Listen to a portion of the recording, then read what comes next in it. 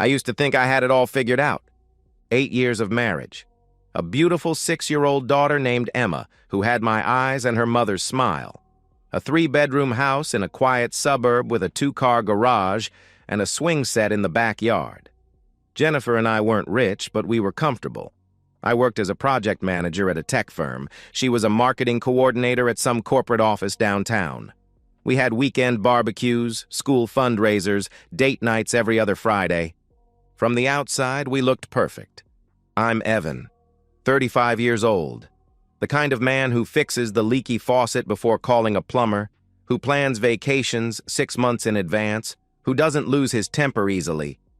My father raised me to be steady, dependable, a builder, not a destroyer. I trusted my wife completely.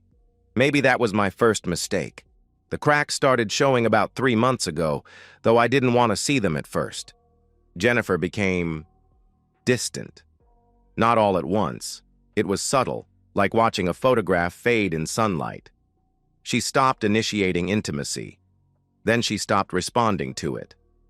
Our bedroom became a cold war zone of turned backs and mumbled excuses. "I'm tired," she'd say, turning away from me. "I have an early meeting," she'd murmur another night. "Maybe this weekend," she'd promise, but the weekend never came. She started going to the gym 5 nights a week. New workout clothes appeared in her closet, expensive ones, tight ones, nothing like the oversized t-shirts she used to wear. Her phone became an extension of her hand, always face down on the table, always out of reach. She started taking calls in the bathroom with the door locked, her voice a muffled whisper through the walls. Girls' nights became a weekly ritual. She'd leave at 7 and stumble in around 2 in the morning, smelling like wine and perfume I didn't recognize. When I asked about it, gently, carefully, because I didn't want to seem controlling, she turned it around on me. "Why are you interrogating me, Evan?" she snapped one evening. "I'm not interrogating you, I'm just—" I started to explain. "You're acting paranoid. Insecure," she interrupted, crossing her arms, her eyes cold. "You've been listening to too many of those toxic masculinity podcasts, haven't you? I'm allowed to have a life outside this house." That's when the gaslighting started. Every question I asked became proof of my dysfunction, my inadequacy, my weakness. She made me doubt my own eyes, my own instincts. Maybe I was being paranoid. Maybe I was the problem. But then the details kept piling up. One Tuesday evening, I noticed she'd changed her phone passcode. The 4-digit code that had been Emma's birthday for 3 years was suddenly something else. When I mentioned it casually, she laughed it off. "Oh, I keep forgetting it, so I changed it to something easier," she said dismissively. She started showering the moment she walked through the door after work. Not after dinner, not before bed. Immediately. Like she needed to wash something off her skin. I found new lingerie in her drawer. Black lace, red silk, things I'd never seen her wear. When I asked about it, she said she bought it for herself, to feel confident. But I never saw it on her. Not once. The breaking point came on a Thursday afternoon. I left work early. A client meeting got canceled, and came home around 4. Jennifer's car was in the driveway. I walked in through the garage expecting to surprise her, maybe suggest we grab an early dinner. Instead, I found her at the kitchen table, laptop open, face flushed, frantically closing windows on the screen. "Evan! Jesus, you scared me! What are you doing home?" she gasped, slamming the laptop shut. "Meeting got canceled. What are you—" I began to ask. "Nothing. Just work stuff. A presentation." She cut me off, her voice too high, too fast. I stood there, staring at her. My wife, the mother of my child, the woman I'd trusted with everything. And I knew. I didn't say anything. I kissed her on the forehead, grabbed a water bottle from the fridge, and went upstairs to change. My hands were shaking. My heart was pounding so hard I thought she could hear it. That night, lying in bed beside her, listening to her steady breathing as she slept, I made a decision. I wasn't going to confront her. Not yet. I was going to know. Everything. Every lie, every betrayal, every moment she thought she was getting away with it. And then I was going to act. I stared at the ceiling in the darkness, her warm body inches from mine, and whispered to myself, "I'm not crazy, and I'm not weak. I'm just patient." I became a ghost in my own life. For the next 2 weeks, I smiled at breakfast.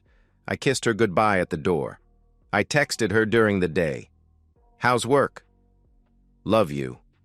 And she replied with the same empty pleasantries. At night, I tucked Emma into bed, read her stories about princesses and dragons, then crawled into bed next to a woman I no longer recognized. But inside, I was building a case. The first step was the GPS tracker. Our cars were jointly owned, both in both our names, which meant I had every legal right to install a tracking device. I bought a small magnetic unit online, the kind private investigators use, and attached it under Jennifer's rear bumper one morning while she was still getting ready. It synced to an app on my phone. Within 3 days, I had my first anomaly. Tuesday night. Yoga class from 7 to 9, she'd told me.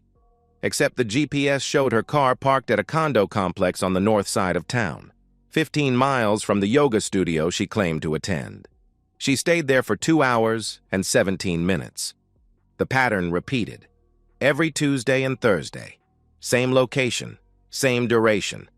I didn't confront her. I needed more. The second step was hiring a professional. A friend from college, Mike, a corporate attorney, referred me to a private investigator named Tony Greco. Retired cop, 25 years on the force, now running a small agency specializing in infidelity cases. We met at a diner on a Saturday morning while Jennifer thought I was at a work conference. Tony was in his late 50s, gray beard, tired eyes. He listened to my story without interrupting, then pulled out a notepad. "I need photos," I told him directly. "Video if possible. I need to know who she's with." "How long has this been going on?" he asked, pen hovering over paper. "I don't know. 2 months? 3? I answered honestly. Tony nodded slowly. "It'll take me a week, maybe less. I'll follow her Tuesday and Thursday. Get what you need. It's not cheap." "I don't care what it costs," I said firmly. He gave me a flat rate, $3,000. I paid half up front, in cash. 6 days later, Tony sent me a text. "Got what you need. Let's meet." We met at the same diner. He handed me a manila envelope. Inside were photos, dozens of them. Jennifer's car pulling into the condo complex. Jennifer walking toward a specific unit, 312, carrying a bottle of wine. A man opening the door. Tall, athletic build, dark hair, mid-30s. They kissed. Not a peck. A real kiss, hands in hair, bodies pressed together. More photos, them leaving together hours later, her adjusting her clothes, him with his hand on her lower back. Tony also handed me a printed report. "His name is Derek Brennan. 38, divorced, sales director at your wife's company," he explained, tapping the document. "He's been living in that condo for about a year. From what I can tell, they've been seeing each other at least twice a week for the past 2 months. I stared at the photos. My hands didn't shake. I felt nothing. Just cold, perfect clarity. "There's more," Tony continued, sliding a USB drive across the table. "I pulled some deleted texts from your shared iCloud account. You'll want to read these." That night, after Jennifer went to bed, I sat in my home office and opened the files on the USB drive. The texts were worse than the photos. "Derek, can't wait to see you Thursday. Wear that black thing I like." Jennifer, "You're insatiable, LOL. What if he finds out?" Derek, "He won't. He's clueless." Jennifer, "I know. He doesn't even notice when I come home late anymore. It's kind of sad." Derek, "So when are you leaving him?" Jennifer, "Soon. I need to figure out the finances first. And Emma, it's complicated." Derek, "Take your time. I'm not going anywhere. I read every message, hundreds of them, explicit photos she'd sent him, plans they'd made, Jokes about me, about how oblivious I was, how easy it was to fool me. She'd even consulted a divorce attorney 2 weeks ago. I found the email confirmation buried in her spam folder. I closed the laptop and sat in the dark. She wasn't just cheating. She was planning. Planning to leave, to take Emma, to drain our accounts and start over with this piece of garbage. Not if I moved first. The next morning, I called Audrey Delgado, a divorce attorney Mike had recommended. The Bulldog, he'd called her. A woman who specialized in high-conflict cases and didn't lose. Audrey met with me that afternoon. I showed her everything. The GPS logs, the photos, the texts, the emails. She leaned back in her chair and smiled. "Mr. Hayes, your wife just handed you the keys to the kingdom," she said with satisfaction. "Don't confront her, don't tip your hand, let me file first, and when we're ready, we'll hit her so hard she won't know what happened." I also told one other person, my younger brother Jake, 32, former Marine, current construction foreman, the kind of man who asked one question and meant it. "What do you need?" he said when I called him. "I'll let you know," I replied quietly. The chapter closed with me sitting in my truck outside that condo complex on a Thursday night, watching Jennifer's car pull into the parking lot. I texted Jake a single line.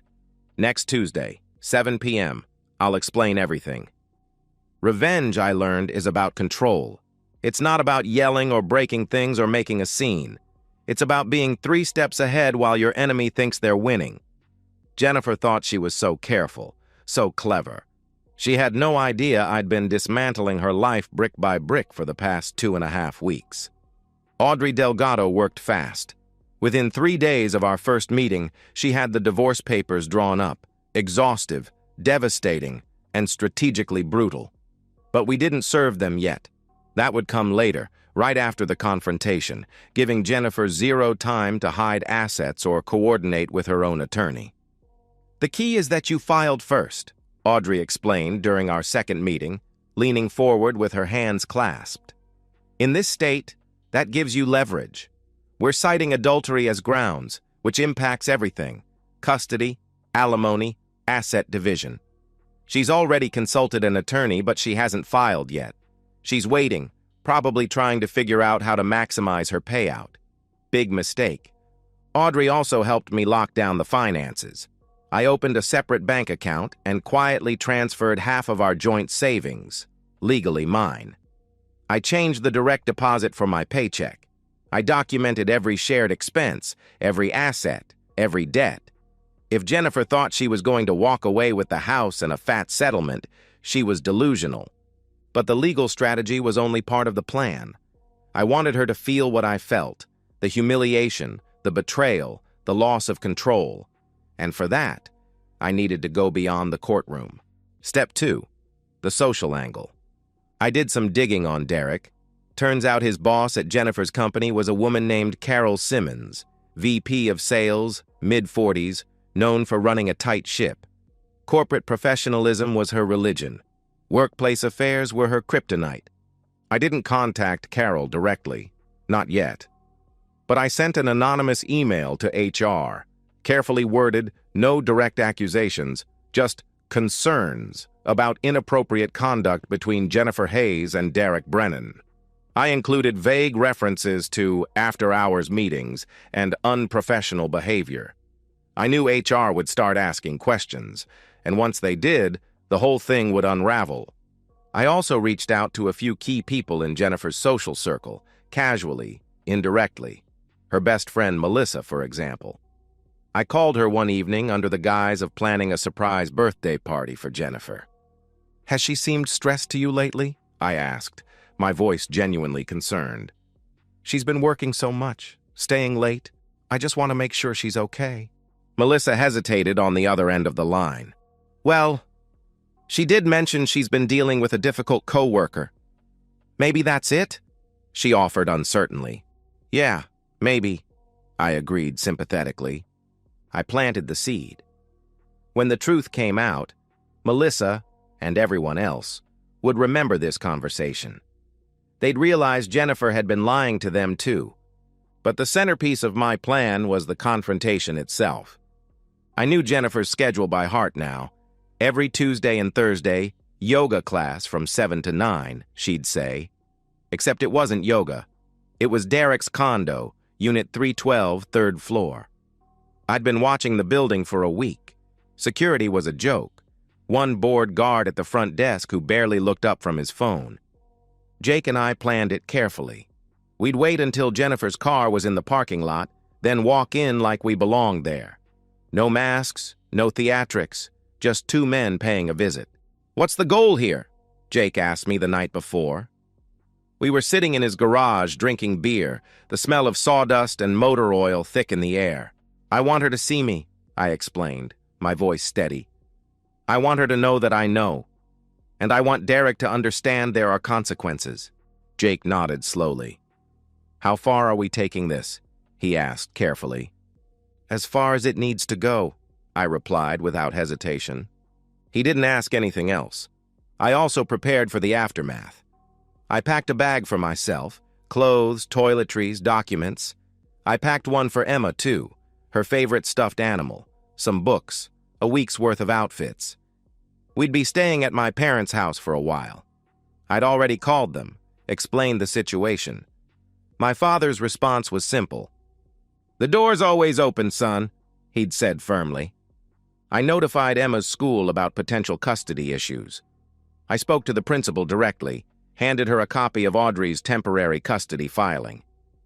"If my wife tries to pick Emma up without my permission, you call me immediately," I instructed her seriously. She nodded, understanding the gravity. "Of course, Mr. Hayes." I also changed the locks on our house. Legally, I was allowed. My name was on the deed, and I wasn't barring her from retrieving her belongings.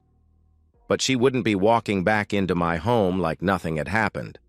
On Monday night, I sat at the kitchen table with Emma, helping her with her homework. She was working on a drawing, a house, a tree, a sun with a smiley face. "Daddy, are you okay?" she asked suddenly, looking up at me with those big brown eyes. I smiled gently. "I'm fine, sweetheart. Just thinking," I reassured her. "About what?" she pressed innocently. "About how lucky I am to have you," I answered truthfully. She grinned and went back to coloring. Jennifer walked in a few minutes later, keys jangling, phone in hand. She kissed Emma on the head, then glanced at me. "I've got yoga tomorrow night. Can you pick up Emma from dance?" she asked casually. "Sure," I said, my voice perfectly even. "No problem." She smiled, oblivious, confident, untouchable, and walked upstairs. I looked at Jake's last text on my phone. "Ready when you are." I replied, "Tomorrow, 7 p.m. Derek's place. Don't be late." Then I deleted the message and slipped the phone back into my pocket. Tuesday, 6:47 p.m. Jake and I sat in my truck across the street from Derek's condo complex, engine off, windows cracked. The evening air was cool, carrying the faint smell of fresh-cut grass and distant grilling. Normalcy. Meanwhile, my heart was a steady drumbeat in my chest. Not panic, not fear. Just cold, focused purpose. "You sure about this?" Jake asked quietly, his voice low. I didn't answer right away. I watched the parking lot entrance, waiting. At 6:52, Jennifer's silver Honda pulled in. She parked near the side entrance, checked her phone, then stepped out. She was wearing black leggings, a fitted top, her yoga outfit.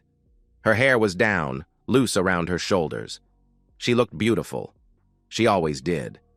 I felt nothing. "Let's go," I said finally. We walked across the street, hands in our pockets, moving like we belonged there.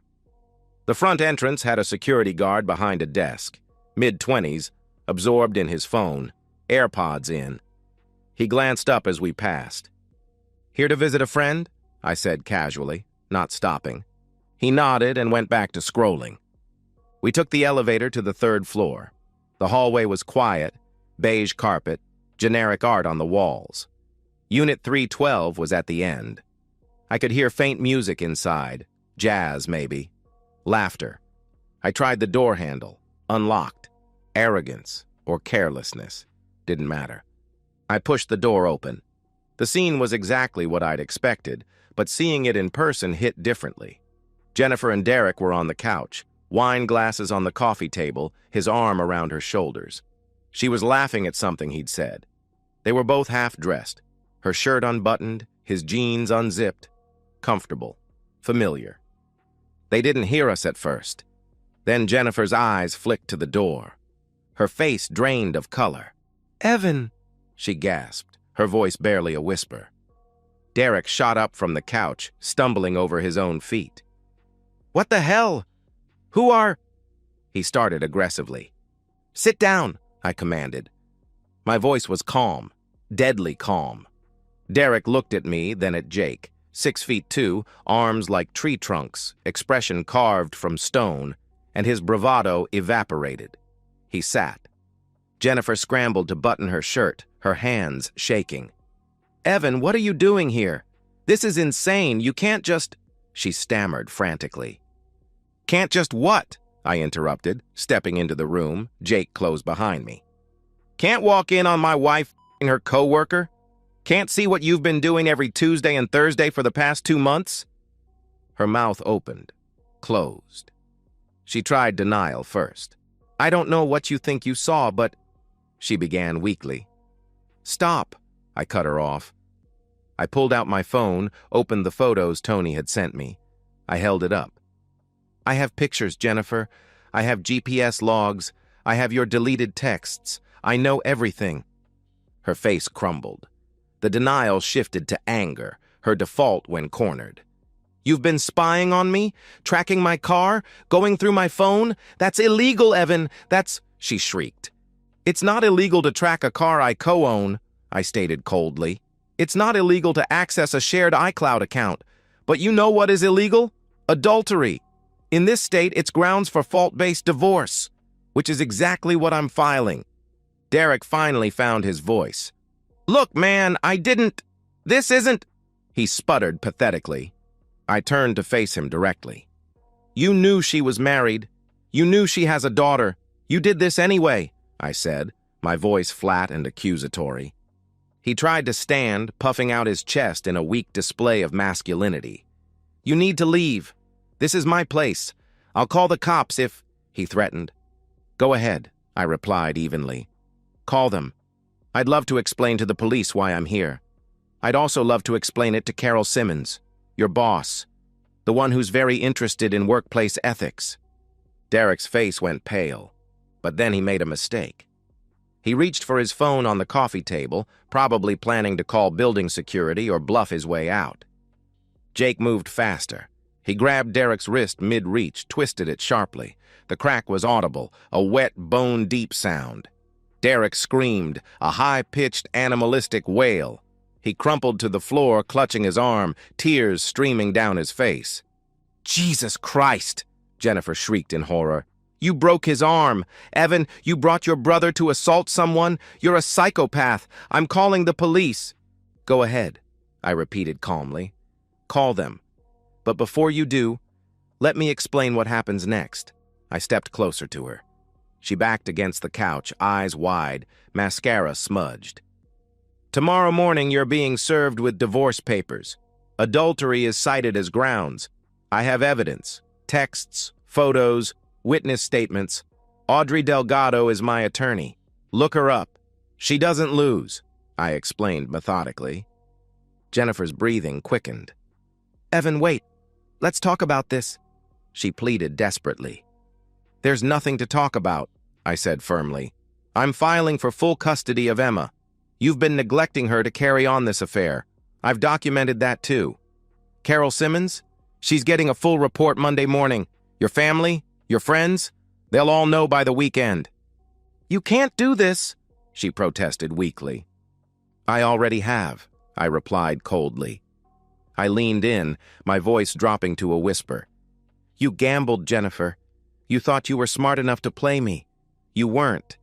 And now you're going to lose everything." Her face shifted, anger to panic, to something like desperation. "Please, Evan, think about Emma. Think about what this will do to her," she begged, tears streaming down her face. "I am thinking about Emma. I answered quietly. That's why she's not going to grow up watching her father get disrespected in his own home. I turned to Jake. We're done here, I said simply. Derek was still on the floor, whimpering, cradling his arm. Jennifer stood frozen, tears streaming down her face, mouth opening and closing like she was trying to find words that didn't exist. We walked out, didn't look back. In the truck, Jake glanced at me. You good? He asked with concern. Yeah, I answered, exhaling slowly. My hands were shaking, not from fear, but from adrenaline, the weight of what had just happened. I'm good. We drove back to my house. Jennifer's car was still at Derek's. I didn't care. When I got home, I found her bags already packed on the front porch. Audrey's assistant had handled it while we were gone, as planned. The locks were changed. Inside, the house was quiet. Emma was at my parents' house, safe, oblivious. At 11:43 p.m., Jennifer's car pulled into the driveway. She pounded on the door. Evan, open the door! You can't do this! This is my house too! She screamed desperately. I sat in the living room, lights off, beer in hand. I didn't answer. She pounded for 20 minutes. Then she called. I didn't pick up. Then she texted, rage, then pleading, then threats. I blocked her number. Around midnight, she finally left. I sat alone in the dark, letting myself feel it, all of it.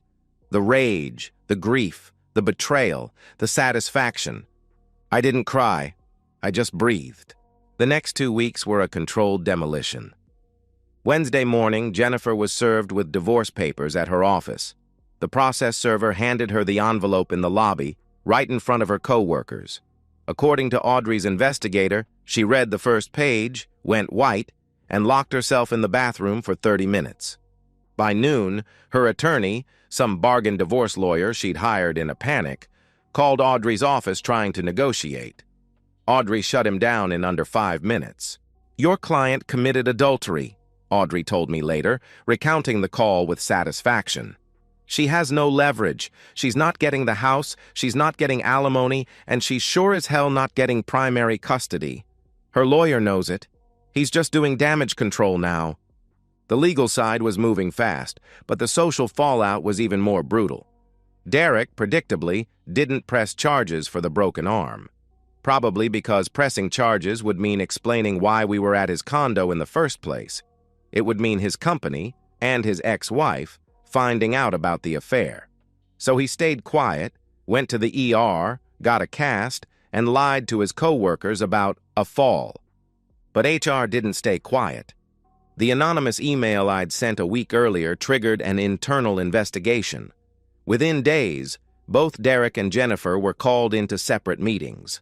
The company had a strict policy against workplace relationships, especially between employees in the same department. Derek was a sales director. Jennifer reported to someone who reported to him. It was a textbook conflict of interest. Jennifer was let go on Friday. Performance issues, they called it officially. But everyone knew. Derek was put on probation. His commissions were frozen pending a full review. I heard through the grapevine that Carol Simmons personally oversaw the investigation and was not happy. Apparently, Derek had pulled this before, hitting on junior employees, blurring professional boundaries. This was the last straw. The social exile was swift. Jennifer's friends, mostly other moms from Emma's school, distanced themselves. Cheating was messy, but cheating and then losing your kid in court? That was something else. I didn't have to say a word. The truth spread on its own. Whispers in carpool lines, hushed conversations at PTA meetings. By contrast, I became the victim, the loyal husband who was betrayed, the devoted father fighting for his daughter. I didn't lean into it. I didn't need to. People saw the truth. Jennifer tried to reach out multiple times, texts, voicemails, showing up at my office. She alternated between rage and manipulation. You ruined my life, Evan. I hope you're happy. I made a mistake. Please, think about Emma. We can fix this. You're going to regret this. My lawyer says I have rights. I blocked her number. All communication went through Audrey. Custody was the hardest part, not for me, but for Emma. The court granted me temporary full custody based on the evidence of Jennifer's affair and her inability to provide a stable home. She'd moved into a cramped studio apartment, no job, no savings. Jennifer got supervised visitation every other weekend, 2 hours at a neutral location with a court-appointed supervisor present. Emma didn't understand. Not fully. She knew Mommy and Daddy weren't living together anymore. She knew Mommy was sad and cried a lot during their visits, but I didn't tell her why. I wouldn't poison her against her own mother. "Why doesn't Mommy live with us anymore?" Emma asked me one night at bedtime, her small voice confused. I knelt beside her bed, brushing hair from her forehead. Sometimes grown-ups make choices that mean they can't live together anymore. But Mommy and I both love you very much. That will never change, I explained gently. "Is it my fault?" she asked, her eyes welling up. "No, sweetheart. It's not your fault. Not even a little bit," I reassured her firmly. She hugged me, her small arms tight around my neck. I held her until she fell asleep. Derek, meanwhile, had his own problems. His ex-wife found out about the affair. I don't know how, but I suspect someone tipped her off and used it against him in their custody battle. He lost visitation with his own kids, supervised visits only, pending a psych evaluation. Karma. 6 weeks after the confrontation, I stood in my backyard, beer in hand, watching the sunset. Emma was inside, watching cartoons. The divorce was moving forward. Jennifer was working part-time at a retail store trying to scrape together rent. I didn't hate her anymore. I just didn't care. 6 months later, I sat on my back porch, beer in hand, watching the sunset bleed orange and pink across the horizon. Emma was inside, humming along to some cartoon about talking animals. The sound of her laughter drifted through the screen door, and for the first time in a long time, I smiled. The divorce was finalized 3 weeks ago. Jennifer had signed everything Audrey put in front of her. She didn't have a choice. The evidence was ironclad. She got supervised visitation every other weekend. 2 hours, neutral location, a court monitor taking notes. She was trying to rebuild, I'd heard. Part-time job at a department store, a 1-bedroom apartment on the east side, therapy maybe. I didn't keep tabs on her anymore. I didn't need to. Jake stopped by one afternoon, bringing Emma a new bike for her 7th birthday. We sat on the porch while she rode circles in the driveway, her training wheels wobbling. "Do you regret it?" Jake asked suddenly, cracking open a beer. "The way you did it?" I thought about it. Really thought about it. "No," I answered honestly after a long pause. She had a choice. She made it. I just made sure she faced the consequences. Jake nodded slowly. "Fair enough," he replied, accepting my answer without judgment. I hadn't dated, hadn't even thought about it.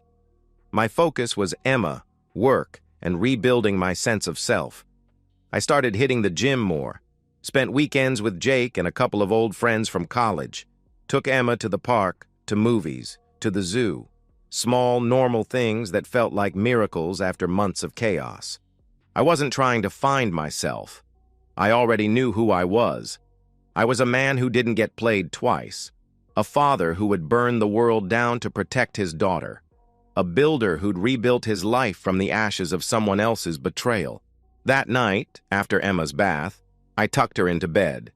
She was clutching her favorite stuffed rabbit, eyes already heavy with sleep. "Daddy?" she murmured sleepily. "Yeah, sweetheart?" I responded softly. "Are you happy?" she asked innocently. I paused, looking down at her small face, so innocent, so trusting. "I'm okay," I said carefully. "And that's enough." She smiled and closed her eyes, satisfied with my answer. I kissed her forehead, turned off the light, and closed the door quietly. Downstairs, I sat in the dark living room. No TV, no music, just the quiet hum of the refrigerator and the distant sound of crickets outside. I didn't feel victorious. I didn't feel vindicated. I felt whole. For the first time in a year, the rage was gone. The betrayal had scarred, but it didn't define me anymore. I'd stood my ground. I'd protected my daughter. I'd refused to be destroyed. They say revenge doesn't fix anything. Maybe they're right, but it sure as hell made me feel whole again.